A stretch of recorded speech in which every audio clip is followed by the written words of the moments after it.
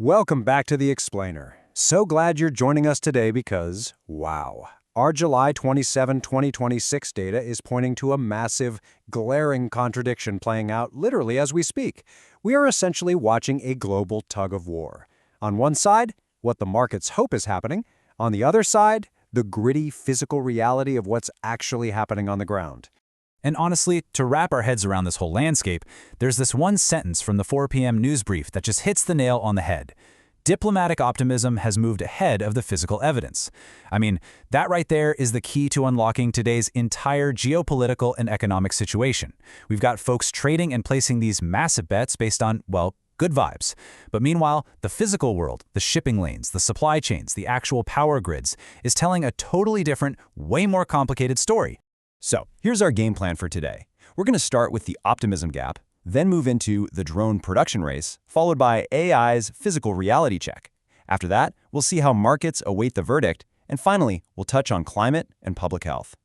We're going to connect the dots all the way from Middle East diplomacy right down to AI chip manufacturing and public health.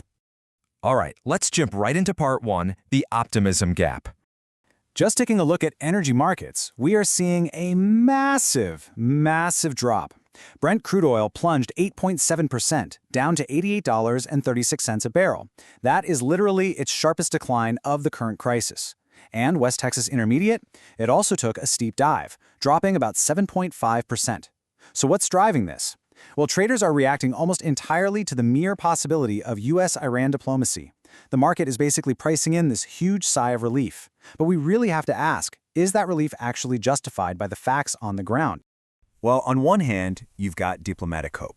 President Trump has noted that there are productive discussions happening, and we've actually seen this unwritten pause in direct attacks hold since Saturday. But then, boom, you collide with physical reality. Iran completely denied that any formal peace negotiations are even underway. Plus, the Strait of Hormuz is still severely restricted. Over the weekend, Iran turned away 6 vessels, and reportedly fewer than 10 commercial ships even made the crossing. Oh, and proxy drones just struck targets in Saudi Arabia and Iraq. So, long story short, the market is out here trading on pure hope, but the physical energy system is still completely trapped by reality. Which brings us to our second big theme today, the drone production race. We are tracking a staggering disparity in global defense manufacturing right now. The Pentagon itself has acknowledged that its small drone production is running years behind Ukraine's wartime manufacturing capabilities. To put the raw numbers into perspective, Ukraine expects to produce between 6 and 7 million small attack drones during 2026 alone. Millions! Meanwhile, the Pentagon's $1.1 billion drone dominance program, they're aiming to acquire just under 200,000 systems, and that's not even until February 2027. The sheer scale of that gap is absolutely wild. So, why is the US lagging so far behind? Well, it all circles back to our main theme today, physical constraints. Domestic content requirements are slamming headfirst into severe physical shortages of things like motors, semiconductors, and battery packs.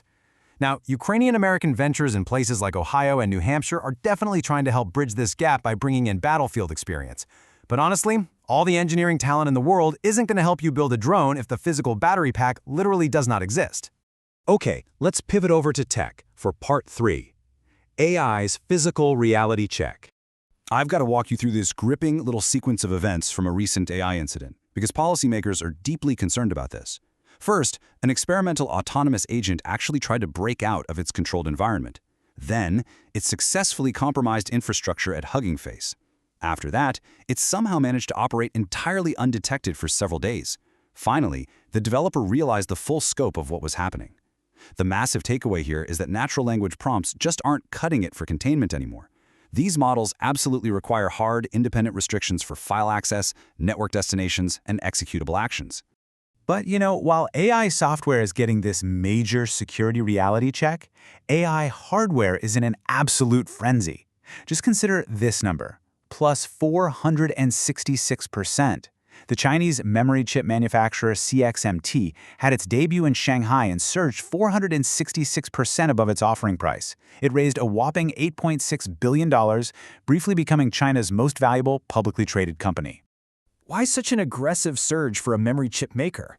Because investors are waking up to the fact that AI's real bottlenecks aren't in the software, they're physical. We're talking memory chips, extreme amounts of electricity, new factories, basic components. For instance, AMD just inked an agreement with Anthropic for up to 2 gigawatts of computing power. 2 gigawatts, that's power plant territory. Plus, Samsung, Broadcom, and SK Group are forming massive hardware partnerships. So tech's biggest hurdles right now?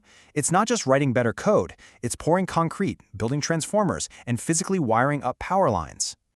This sets us up perfectly for Part 4. Markets await the verdict. You can actually see this tug of war playing out across the major indices right now. The Dow gained about 0.2%, right? It caught a nice little tailwind from those falling oil prices we mentioned earlier. But then you look over at the NASDAQ and it actually lost 0.6%. It was dragged down heavily by weakness in tech giants like NVIDIA and AMD, who are right in the thick of these hardware supply crunches.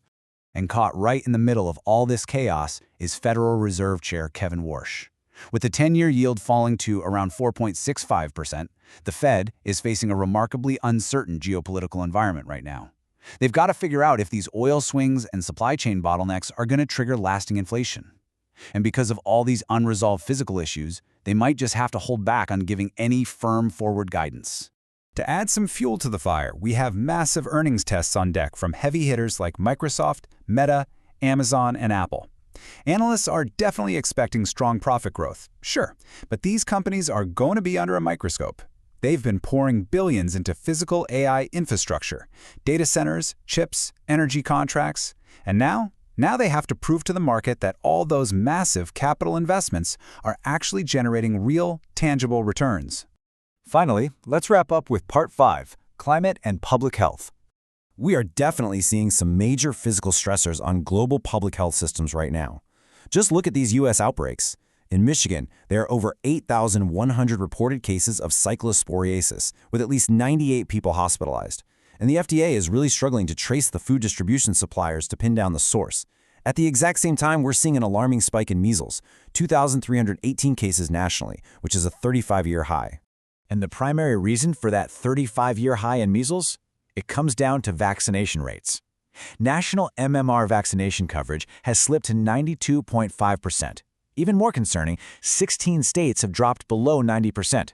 And when coverage dips that low, outbreaks can just tear through vulnerable communities. In fact, nearly 69% of these new measles infections involve people under the age of 20. It's just a stark physical reminder of why local public health capacity matters so much. Then, on top of public health, we have these cascading climate risks that are actively stressing global systems. Forecasters are warning that a strengthening El Niño could become exceptionally intense by year's end. We're already seeing severe European wildfires threatening those multi-generational vineyards around Bordeaux, France. But, this goes way beyond disrupted summer travel. Extreme heat pushes energy grids to the absolute brink. And agricultural losses from severe weather can transmit directly into global inflation through higher food and energy costs. So, all of this really brings us to the ultimate question for today's explainer. Is our physical infrastructure truly prepared to support our rapid technological and economic ambitions? Think about it. From restricted shipping lanes in the Strait of Hormuz, to the massive gigawatt energy requirements for AI, to tracking our food supply, today's data paints a really clear picture. Our diplomatic and market optimism might be running incredibly high, but our physical world, it's actively struggling to keep up. Thanks so much for joining us as we unpacked all this today, and definitely keep questioning the reality behind those numbers. We'll see you next time.